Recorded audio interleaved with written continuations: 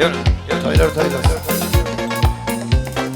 Yakmasam geçen günlerim, yaşa doludur gözlerim.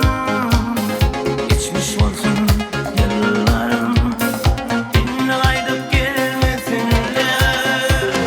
Yakmasam geçen günlerim, yaşa doludur gözlerim. Geçmiş olsun yıllarım, beni kaydıp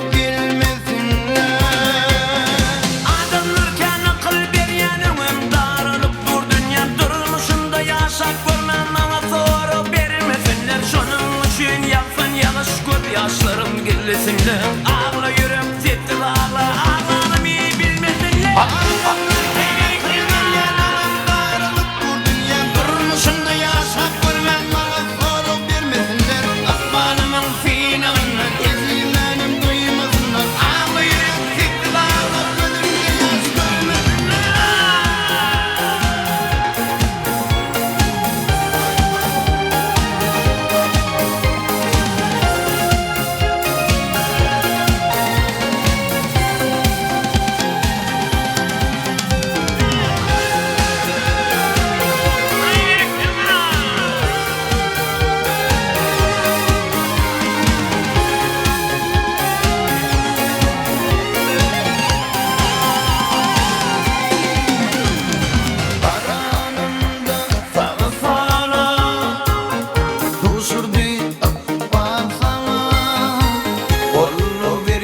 Maşallah yaman sözler demesinler.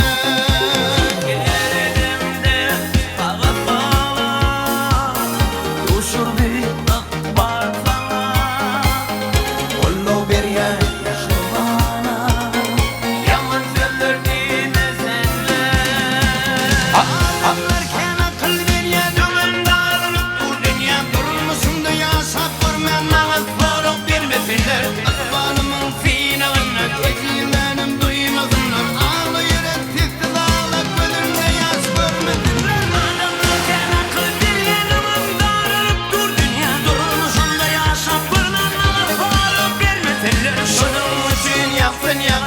Yaşlarım gillesinler. Ağla yürüm tetti ağla.